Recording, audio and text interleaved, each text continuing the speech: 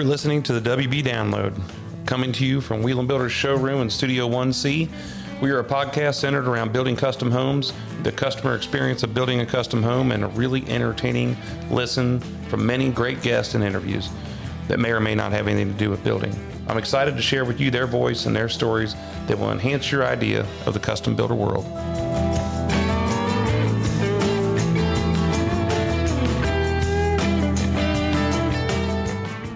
All right. Hello again, everybody. I'm Jeff Wieland here at Wieland Builders, coming to you on the WB Download. Today is Tuesday, June 11th, 2024. Thanks for listening. Glad you're here. Appreciate everybody tuning in week after week and just listening to what we have going on here. So always exciting things happening around Wieland Builders and things that we can report to on the WB Download.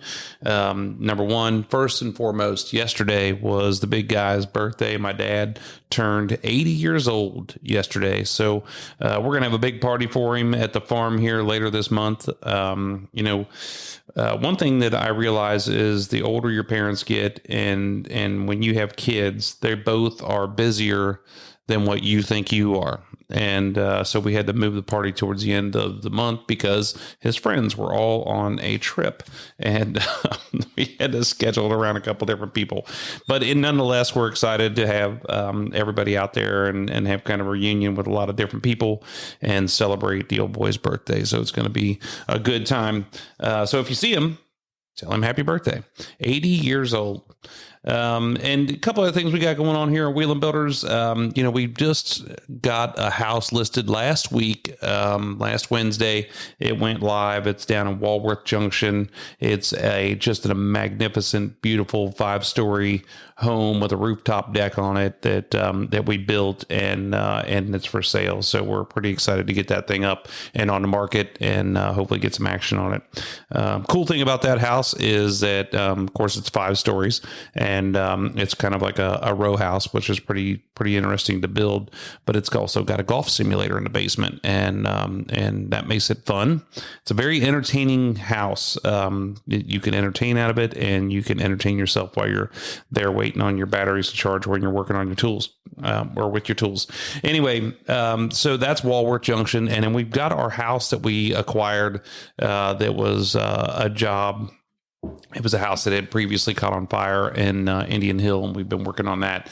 And man, we've had a lot of activity on it, and we are kind of working on a deal right now with some folks who are really awesome people, and we want to make it work with them. It's so cool to be out there and kind of going through this thing, and it's just kind of got my heart and my passion running for doing some cool stuff.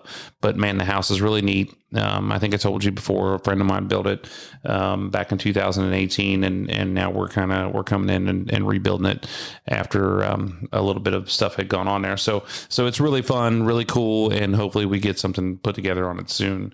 Other things is, we've been waiting on some permits. We've got one township here that we usually get the permit back in a couple hours or a day or so, and they've been 18 days getting it back, all because one old boy just isn't there, which is just amazes me that one guy can hold the whole deal up, but it must be true, which is not much different than anywhere else because we are still waiting on permits for a lot of different things happening. Maybe those entities listen to the WB Download and they hear how much I bitch about them all the time, and that's why they're holding me up. I don't know if they're jamming me up or what they're doing, but frustrating. So anyway, I always tell you, I'm going to give you an update on Homerama, and we just got done finishing the floors in there last week. So we do real hardwood, which is not something a lot of people do anymore for some god awful reason. And that means we put it down raw on the floor and we sand it. We sand it, we stain it, we seal it. We do everything. It takes about 5-7 days, sometimes more, to get that done, but it's so slick and it looks so good. And so we did that for the last little bit there, and now we've been finishing up some detail work on the cabinetry. We finished up some detail work on the countertops, and the painters are in there wrapping up a lot of what they've got going on, and we're getting ready to pour the exterior flat work on the house. So it's really coming along, looks good, and I'm glad to get through some of these different things we had going on out there to get this thing wrapped up. A lot of back and forth. So as I said, things stay busy with us, and for some reason, when the school thinks that you're not out because you just keep your kids busy doing other things. So, Cody's got baseball, he's got weightlifting, he's got his, steer getting ready for 4-H. We had our 4-H meeting at our farm this last Sunday, so Cody could do a presentation on his calf and tell the rest of the group about what it's all about. So that keeps you busy. Raina has been signed up at the YMCA to do tennis lessons. She's done baking lessons. She's done cooking lessons. And believe it or not, this is crazy, but she got into a fishing tournament about 2 weeks ago. And our neighbors had called us up and said, hey, there's a tournament going on up at Armco Park. And Raina said, I want to go fishing. And I'm just like, I'm so amazed at both of these kids and the things that they just step up and be like, well, let's go do it. And I think that's one of the advantages of being on the farm, because I tell them all the time, at being on the farm, whatever you want to do, that's the place to do it. Meaning, so to speak, if you want to grow carrots, plant some carrots. If you want to grow apples on an apple tree, let's plant an apple tree. If you want to raise a steer, if you want a rabbit, if you want to, whatever you want to do, it's possible. You just have to decide that you're going to do it, and we're going to figure it out together to do it. And I think that's what sparks this interest, to be able for them guys to be able to go out and say, hey, you know what? I saw some people playing tennis. I want to learn how to play tennis, and I want to read a book. I want to do whatever, and they do it. So it's fun, but I do know that Shannon's getting worn out because she's driving everywhere, and about time for an oil change on her car. But they're really busy, and so summer's moving along. It's kind of fun to watch, kind of fun to be around, and just wears you out though. So, hey, today on the podcast, enough of the BS. Let's talk about the podcast. What we're going to talk about today is some general home maintenance. And I have the tendency to since we're new construction people, we're builders, and we have to think about the long-term maintenance of things. And most of the time what happens with maintenance is when something goes wrong, when something breaks down, when something's not performing the way it should. And the first thing that everybody looks at is, well, did you do this? Did you do this? Did you do that? Well, that's why it broke down. You're driving your truck down the road and it blows up. Well, did you ever change the oil in it? Did you ever check the oil in it? It runs out of gas. Did you ever check the gas? See what level of gas is at? All these things come into play with your house too. So there's a number of different things that you should be aware of, that you should be keeping an eye on, that you should focus on. And it's some of this stuff is constant maintenance, and some of it is just every once in a while. So I'm going to go down a couple of them, just kind of talk to you about some things. If you got any questions or anything like that, hopefully you guys send me an email, like you do. So let's talk about the exterior of your house. And let's talk about the gutters, the windows, screens, concrete, landscaping, all kinds of things like that. So, I do, some things for different attorneys all over the place, and it's called being an expert witness for trial cases. And they call me in to talk about the things that have gone wrong and what they should be and what they could be. And the reason I'm telling you this is because when, somebody has an issue with a basement or something leaking or something that's not right, the first thing I do to that on that house is I look at the gutters. Are the gutters filled up with leaves and overflowing, and the water's running right down next to the foundation? Are the downspouts clear? Is there negative drainage coming back to the house, or should there be positive drainage? A number of different things, but it always starts with the gutters. So number one thing I talk about as far as maintenance is make sure your gutters are clean, and not clean so they're spotless on the outside of them, clean so they don't have debris on the inside of them, clogging the water up and not allowing it to be flowing away from the house. This is a big deal. Gutters are on the house for a reason, and that is to take the storm water that is collected from the massive roof structure and get it down and away from the house, not just down, but get it away from the house. With that, make sure your downspout lines, if your downspouts are trenched, make sure that they're clear and open. You didn't run over it with a lawnmower and jam it all up. There's not a critter that crawled up in there or something, the grass has grown up over top of it. Make sure that those are all cleared out and everything can flow positively away from the house. Make sure that there's not any negative drainage. And we're going to talk about this when we talk about landscaping too, but negative drainage means instead of the water flowing on a positive flow away from the house, that it's falling back to the house, where it's going to cause that water have nowhere to go except for beating down around the foundation, and eventually water takes the easiest route and it's going to end up on the inside of your home, and it's going to be very frustrating for everybody, and then you're going to have issues. So make sure that. So talking about the gutters, let's make sure that those things are clean. I talk about cleaning your windows, and the reason why I talk about cleaning your windows is because I'm kind of a freak show about it, but also it gives you an opportunity to get out and look around the window to make sure there's no seals broken on the glass, the panes themselves. The way you'd be able to tell this is that if it's foggy, if it's cloudy, if it's got moisture in between the pane and between the glass on the window. Most window manufacturers have a lifetime warranty on the seal. So if you pick the window up and you look at the bottom of the window, or you pick the window up and you look at the side of the window, there's typically a sticker on there that has a code or the manufacturer or a model number or something, and you call them, and hopefully they'll just send you one. But you might need somebody to help you with that.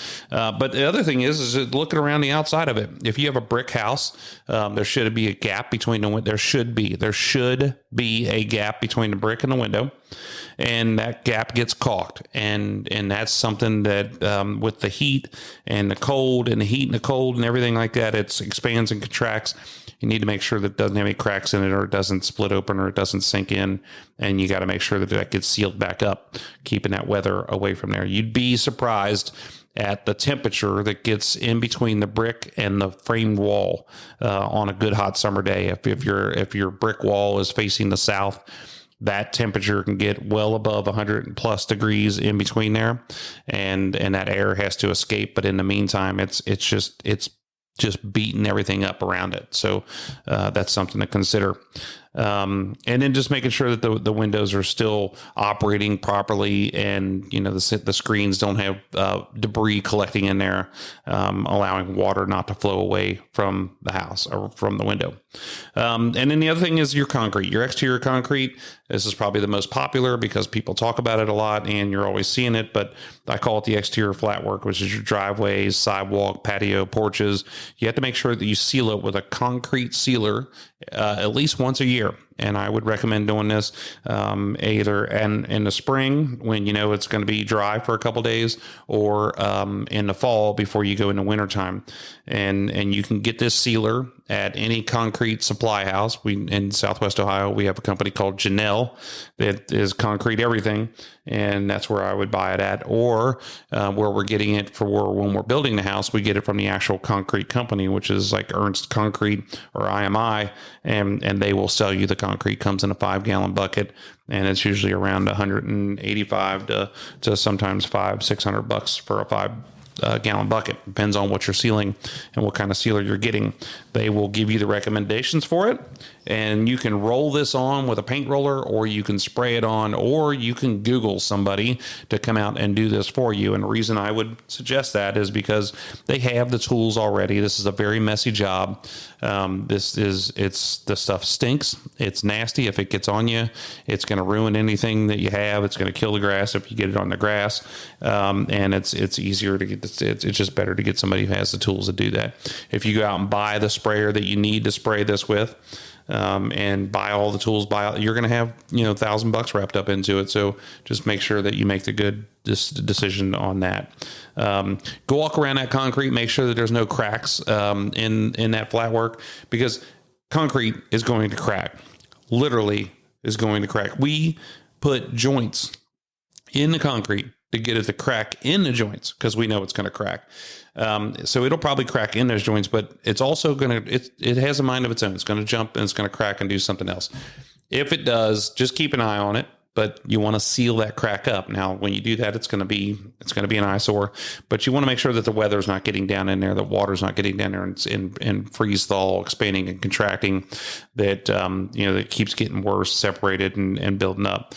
But keep an eye on them. Make sure that they're not getting bigger, and that you don't. The other thing you want to look at is settlement. So this is popular in overdig areas, like where your driveway meets your garage, where your sidewalk meets your front porch, and somebody didn't tie it in right with some steel or whatever the case may be, or if they did and it's still settled underneath there, it's going to need some attention underneath there. So look for all of those things with your concrete. Couple things to make sure of in Southwest Ohio here anyway, but never put salt on your concrete to melt the ice or to prevent the ice. It'll screw that concrete up. Concrete is a chemical formula, and when you add different chemicals to it, it will screw things up. And also, I was going to say this in a different portion of it, but I'll say this: you always have to be conscious of what you are cleaning and maintaining your surfaces with, or your materials with. Concrete's a big one, like I said, with the salt. You never want to use a pressure washer on your brick, because your brick has got a finish to it. And if you pressure wash that finish off, it'll change the color, it'll change the surface of it, screw it up really bad. There's just same thing with your paint on the outside of the house. If you go to pressure wash it, you have no idea how much strength those pressure washers have, and it'll take the paint off your house. It'll take everything off, and it'll screw things up for you. So just be conscious of that. You don't want to, I clean everything with Windex, because I'm goofy like that. But the other thing is you don't want to take Windex in there and clean all your cabinets. It could take the finish off of there. You got to be careful doing the same thing on the leather on your car with Windex. It's powerful, and we have no idea how powerful it is. So let's talk about the landscaping. You want to look around your home, and like I said before, make sure there's no negative drainage on the outside of your house as this comes up, and because you need that all of that water needs to get out of there and drain down to the swale, which your yard should have what we call a 55 swale. That means you drive by at 55 miles an hour and you can see the swale in the yard. The swale is the drainage area between the two properties that the water is going to run to and then run away from your property or run away from your house. But make sure there's no negative drainage. Make sure that as you have added landscaping to your beautiful home, that you haven't blocked the drainage area. You haven't dug into the ground and cut the downspout line. Make sure that when you're making it beautiful and you're adding things, you haven't screwed something else up. I'm just telling you by my own experience. This is typically what I do. I'm like, look what I did. And everybody's like, yeah, look what you did. So the other thing is make sure that when we have a tendency to mulch every year. It just it's because we really like the color of it. It changes the color, makes it black, makes it pretty. It's beautiful. But when you keep adding mulch, you do not want to get that mulch up on top of the wall where it goes above the foundation, and now it's on the exterior coverings, whether that be siding or brick, covering up wheat poles. And you have to be particularly worried about this, not necessarily just with the rain and the drainage, the stormwater drainage, but you have to be careful with it of the snow in the wintertime, because the snow builds up. Sometimes we get 6, 8, 10 inches of snow around here. And as that snow builds up onto that foundation, you don't want it melting and then going back. And again, water takes the easiest route, and it's going to run back into the foundation. So technically, you want that grade to be 6 inches below the top of the foundation all the way around there, still holding positive drainage to get away from there. It's very important. So, the trim back your bushes, get them away from the house. Any trees, get them away from the house so they're not rubbing on the house. They're not clogging up the gutters. But if you talk to any landscaper, they're going to tell you how to trim, which bushes to trim, how to trim them, what they're supposed to look like.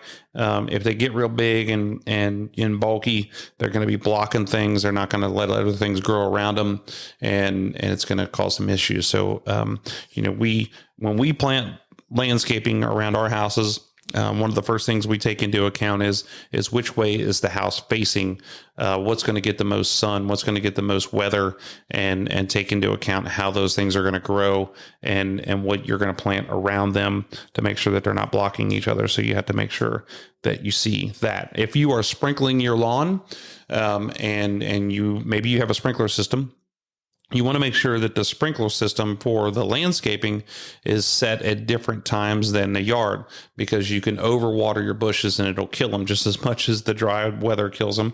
So you have to make sure that you don't do that. The other thing I want to talk about is do not let your sprinkler just sit there and soak the side of your house or the front of your house. And be careful because it creates a sponge effect and just drills it all the time. Rain most of the time is coming from the top down. And if a sprinkler is sitting there coming from the side, just spraying that wall all the time, it's going to get it wetter than what it's made to be. And it's going to mess some things up. So do not let it do that. On your roof, in your roofing, if most people have a shingled roof and they have metal accents, some people have a complete metal roof, but on these shingles, you just want to keep an eye on it. This is not a maintenance thing, but you want to keep an eye on for discoloration, for algae growth on them. You want to keep an eye on for any shingles that may have blown off. Shingles have a wind load rating. So it's like a hurricane rating. So if the winds were coming at all directions at 120 miles an hour, that shingle is supposed to stay in place.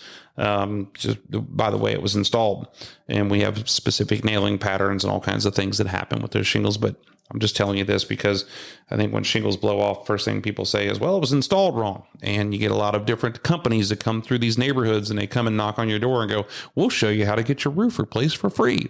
And they're going to screw somebody in order to get that for free. Nothing's ever free. I just want to make sure that you guys are aware of this. The other thing about shingles is when they talk about a 30-year shingle, that is the lifetime rated. It's like a tire that's rated for 45,000 miles or 50,000 miles.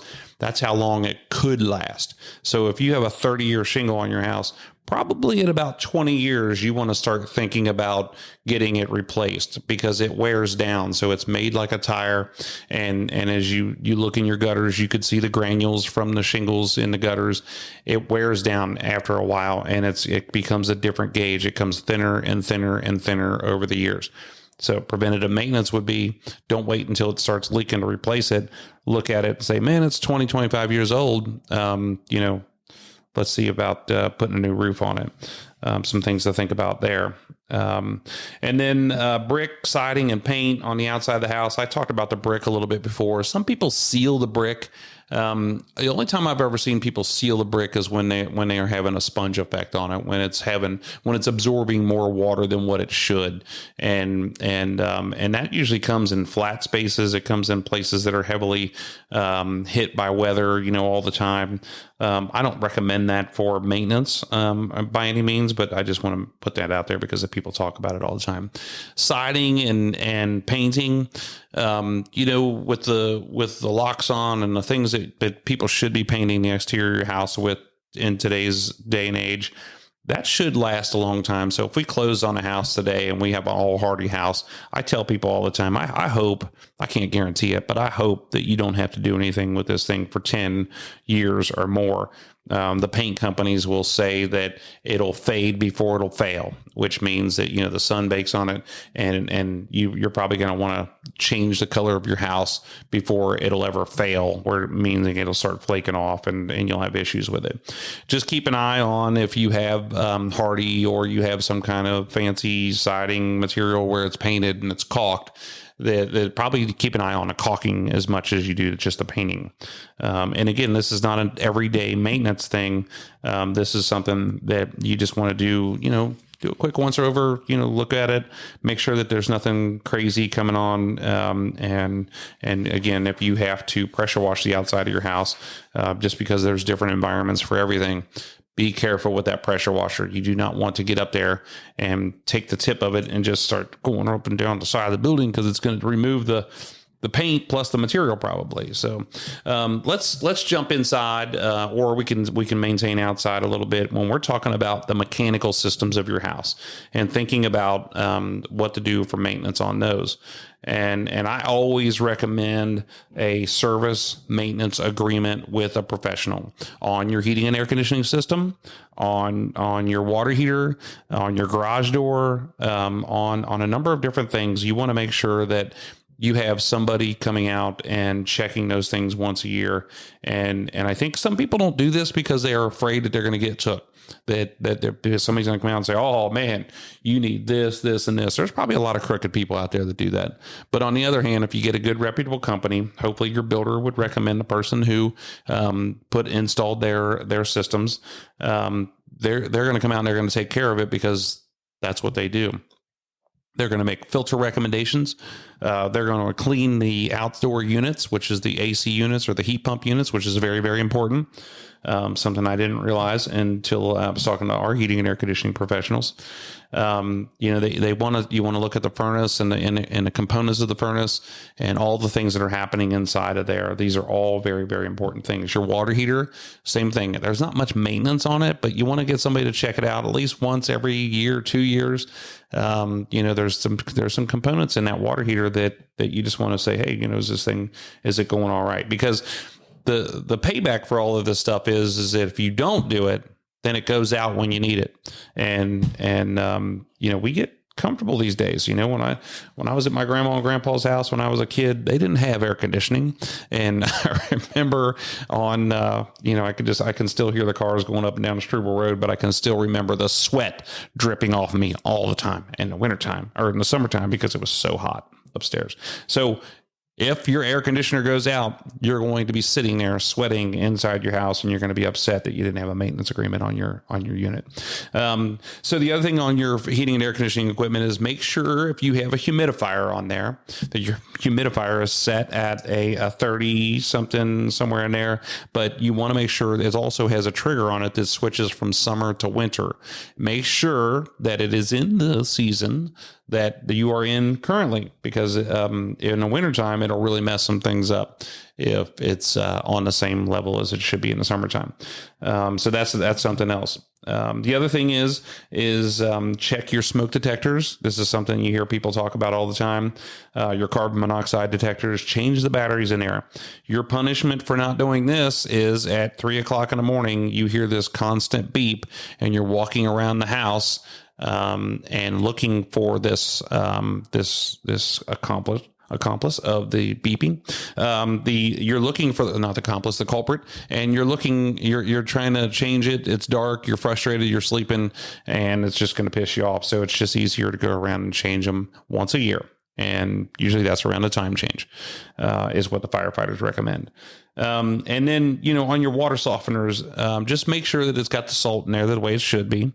I know my water softener, I have to put those rounded pellets in there, not just the rock chip pellets in there, because if I don't, then it all gums up and sticks together, and I got to take a 9-iron down there and just chip it all out. And it's just kind of a miserable. Make sure that the adjustments are the level that you want it, that it feels good for you to be able to have the water on your skin and it's not too soft, that you're in there. So there's more maintenance to do with those things.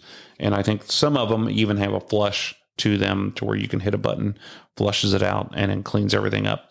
And then some other things to talk about. If you have a septic system, there again, do a service maintenance agreement with a septic expert, not just a septic pumper. You don't need somebody to just come out and pump it out once a year, because that's probably going to be a waste of money. But you need somebody who knows what they're talking about. Read up on it. You can Google these things and understand the do's and don'ts for a septic system. You may never have to touch this thing ever. Depends on how many components are in the tank itself, deciding what you have to do to it and what you don't have to do to it. But that's the other thing you can do is Google. What am I allowed to put in here? What am I not allowed to put in here?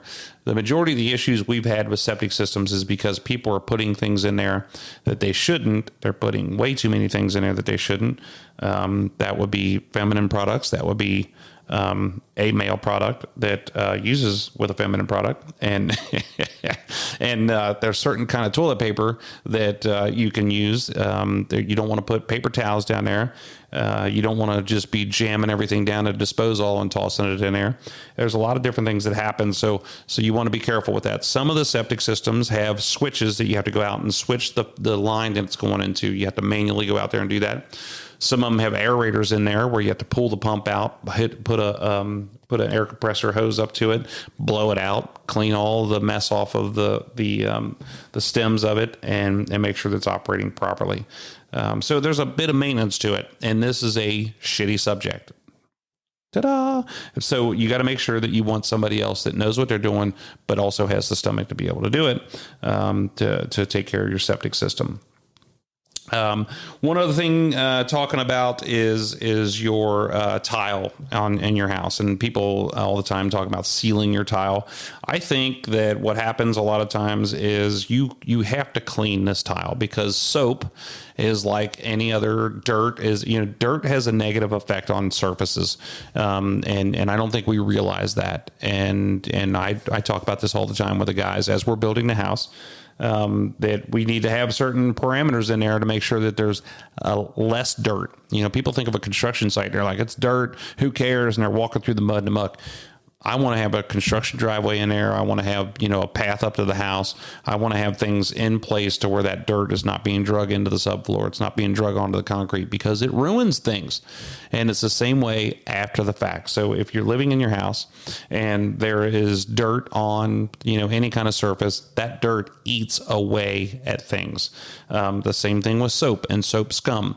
That soap, it builds up and it starts eating away at things. It starts ruining things, especially grout, especially shower doors, things like that. So you want to make sure that you're cleaning them regularly. But then the other thing that happens when you clean them is the cleaner starts to eat away at the grout. So you got to seal the grout. You got to caulk the corners. They have a sanded caulk, which what I mean by sanded caulk is it looks like grout when you put it in. And most of the time it has a color match to it that you can get at any tile shop.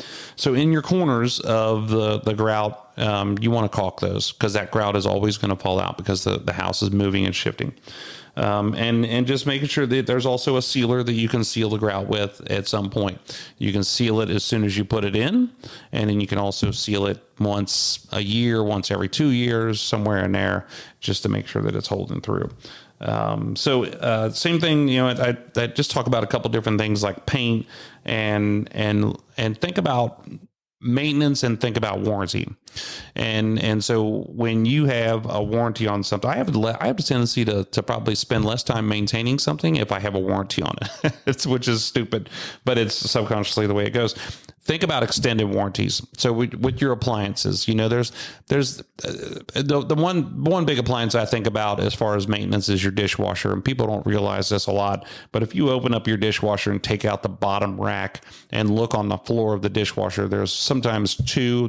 There's always one, but there's sometimes two different drains that have filters on them, and they're big, and you have to reach in there and unscrew it and pull it out, and you would be amazed at the crap that gets stuck in there, and it needs to be cleaned out and cleaned up. So that was another thing that I forgot to mention about that. But again, you have to have an extended warranty on those appliances. And nowadays you go online, you fill out all the paperwork for all of these different things, your furnaces and your appliances, because you want to have that information readily available in that system in case you ever do have an issue and you call, and then right away they have all the information you need. The other thing, thinking about maintenance, I'm sorry, I'm backing up here when we talk about appliances, is your hood, your kitchen hood, the ventilation hood. There are filters in there that you have to take out, and they never ever come clean the way you want them to come clean, but take them out, put them in the dishwasher if they're metal, and clean those things up. Think about buying something, buying another one if you need to. And also in your refrigerator, water line has a filter in there. The refrigerator tells you when to change it, but you want to make sure that you're considering changing that when it tells you to. So, but this goes along. This makes me think about the warranty, because when you do a warranty, when you do an extended warranty, then these people are seeing that you're paying attention to what you have going on. And sometimes that helps with the maintenance, because it'll keep records for you. And if you have a warranty, or extended warranty, it's going to cover anything that could go wrong with that. Most of our furnaces have a lifetime warranty on the heat exchanger, has 10-year parts warranty on the units themselves and on the AC and heat pump units.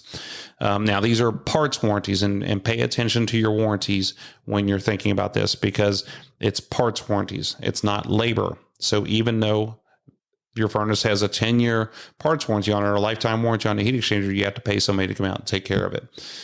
Same thing with your windows, same thing with your appliances, same thing with all of these things. They all have to have an agreement in place, but you have to understand what the terms of the agreement are. So I always recommend that. I'm probably crazy, but I buy the extended warranty because I want it to perform like it's new. I mean, that's why I buy new things, because I don't want to have the headache of having to work on it all the time, or the risk of something going wrong with it, with no coverage. And some people don't care about that, but I do. So those are just some general tips. I'm sure they're just like last month when I was talking, or last time I was talking about the energy efficiencies. I kind of skip over them, giving you some tidbits, giving you some ideas, but giving you mostly things to think about on all of these things. And most of the time, anything that's in that house came from a manufacturer. The manufacturer will have suggested maintenance items on there.